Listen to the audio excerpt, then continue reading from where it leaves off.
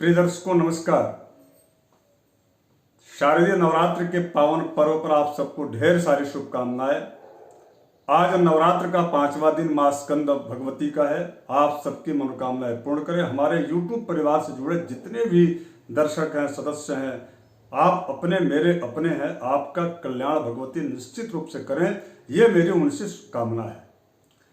आगे बढ़ूं। आज चूंकि चर्चा चंद्र ग्रहण से जुड़ा हुआ है, आपकी राशि पर इस चंद्र ग्रहण का क्या प्रभाव पड़ रहा है, चूंकि इस साल का दूसरा सबसे अधिक प्रभावशाली, चूंकि भारत में दृश्य हो रहा है और मान्य भी है, तो सबसे प्रभावशाली यह ग्रहण है, चंद्र ग्रहण है।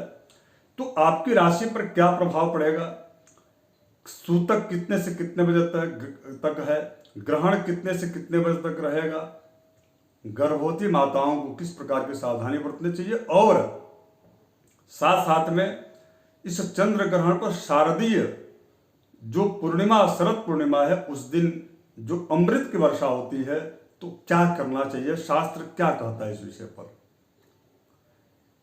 विस्तार से मैं चर्चा करूंगा। उसके पूर्व मैं आपसे एक आग्रह करूंगा, यदि आप हमारे इस चैनल पर नए आए हैं तो आप सब्सक्राइब जरूर कर लीजिएगा और हमारे आप इस YouTube परिवार से जुड़ जाइए। लाइक और शेयर कर लीजिएगा, अधिक से अधिक लोगों को इस प्रकार की जानकारी पहुंच सके। यह प्रयास आपका भी होना चाहिए। मैंने तो अपना प्रयास करके आपको समक्ष ये वीडियो प्रस्तुत कर दिया।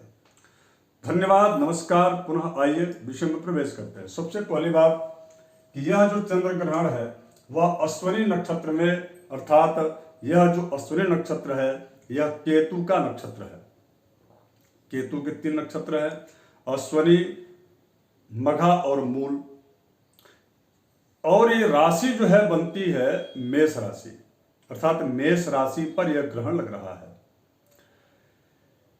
चूंकि आप सबको ज्ञात है, मैं बार बार कहता हूं, शास्त्र कहता है कि केतु का जो स्वभाव है वह मंगल के जैसा है, तो निश्चित रूप से यह मेष राशि वालों के लिए, चूंकि केंद्र मेष राशि है, तो मेष राशि चूंकि सिर का जो भाग होता है, ब्लड से संबंधित रक्त विकार होता है, इससे संबंधित जो दिक्कतें हैं, परेशानियां हैं, नेत्र विकार है, तो इन सारी चीजों को निश्चित रूप से जो लोग चंद्र ग्रहण के समय बाहर रहेंगे वह उसके प्रभाव में आ जाएंगे। अर्थात मेष राशि वालों को शिरोरोग से या नेत्र रोग से संबंधित दिक्कतें, परेशानियां आ सकती हैं, आर्थिक चिंता सता सकती है, ऋण भी वृद्धि हो सकती है, शत्रु बाधा उत्पन्न हो सकती है। किंतु ये तब होगी जब आप चंद्र ग्रहण के समय मेष राशि वाले घर से बाहर चंद्र ग्रहण को नंगी आंख से देखेंगे तो, अर्थात न देखें ज्यादा अच्छा है, घर में रहें, छत के नीचे रहें,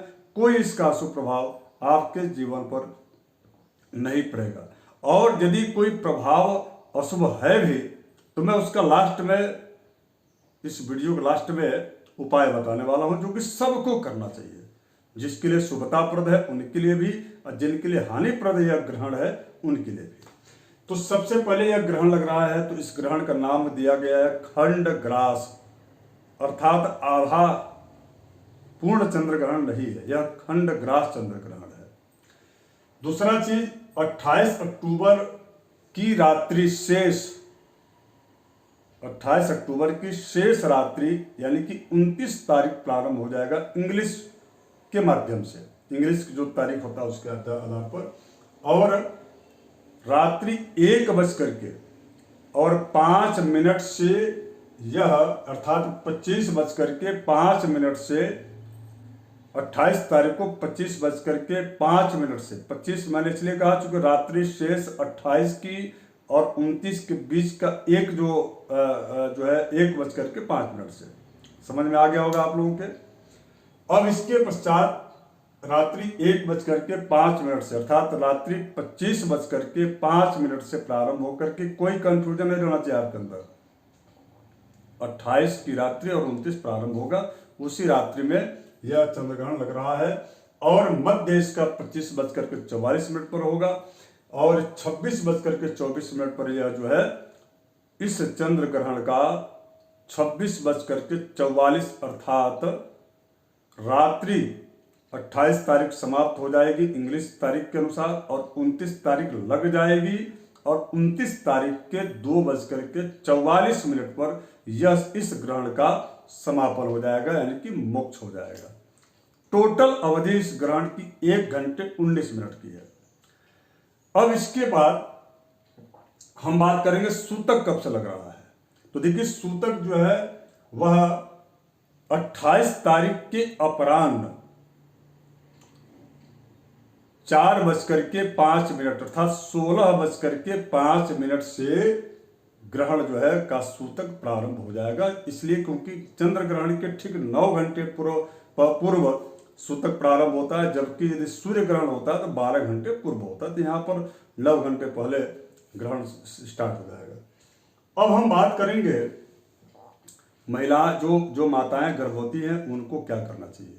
देखिए जो गर्भवती माताएं हैं उनको ग्रहण के दौरान अपने जो है पेट पर गाय का थोड़ा सा गोबर लेकर के उसको जो है उसका लेप करके और घर के अंदर ही रहना चाहिए, और अपने पूरे शरीर के बराबर एक काला धागा नाप करके और उसको जो है अपने कमर में बांध करके और घर के अंदर रहना चाहिए, और उनको बाहर निकलने की आवश्यकता नहीं है।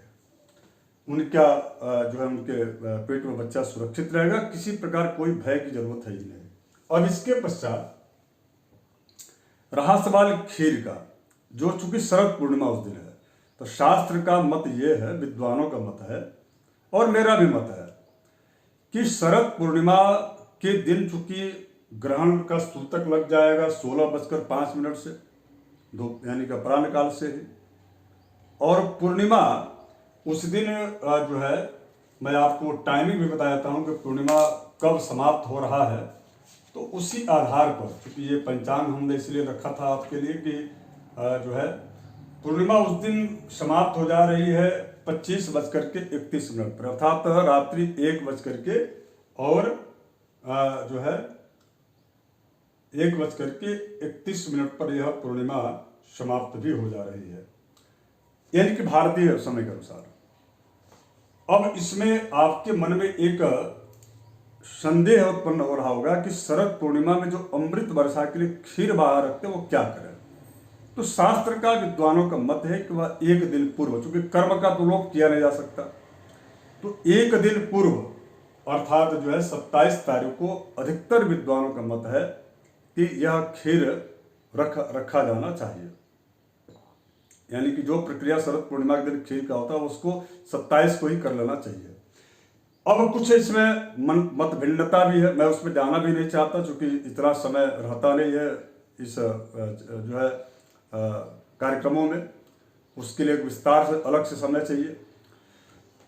कुछ विद्वानों का मत है कि नहीं, यह कार्य जो है चूंकि दूध में, गर्ग ऋषि का एक मत है कि दूध से बने हुए सामग्री में सूतक नहीं लगता है, तो उनका यह मत है कि जो दूध में पका हुआ जो अन्न है उसमें ग्रहण नहीं लगेगा, ग्रहण का सूतक या उसका प्रभाव नहीं होगा, इसलिए इसको जो है 28 तारीख को भी किया जा सकता है। किंतु मैं इससे सहमत नहीं हूं, मैं उनके मत को बता दिया आपके समक्ष, निर्णय आप कीजिए, मेरे हिसाब से 27 को करना उचित है।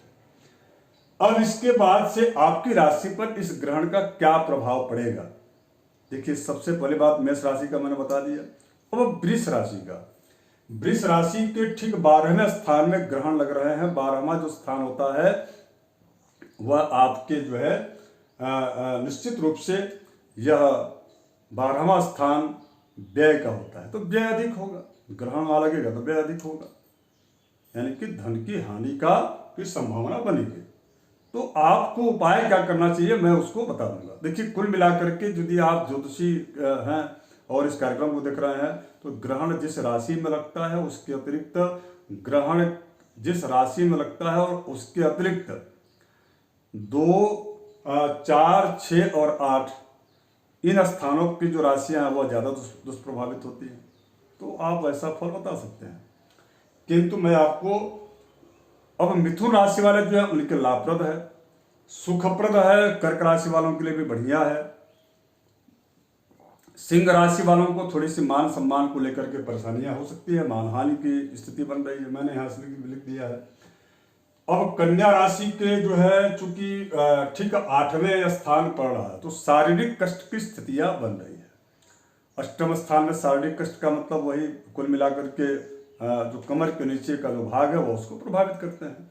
तो आप सावधान रहिए, और जब भी इस प्रकार की स्थितियाँ उत्पन्न होती है तो चिकित्सकीय सलाह लेकर के और चंद्र के मंत्र का जप कीजिए।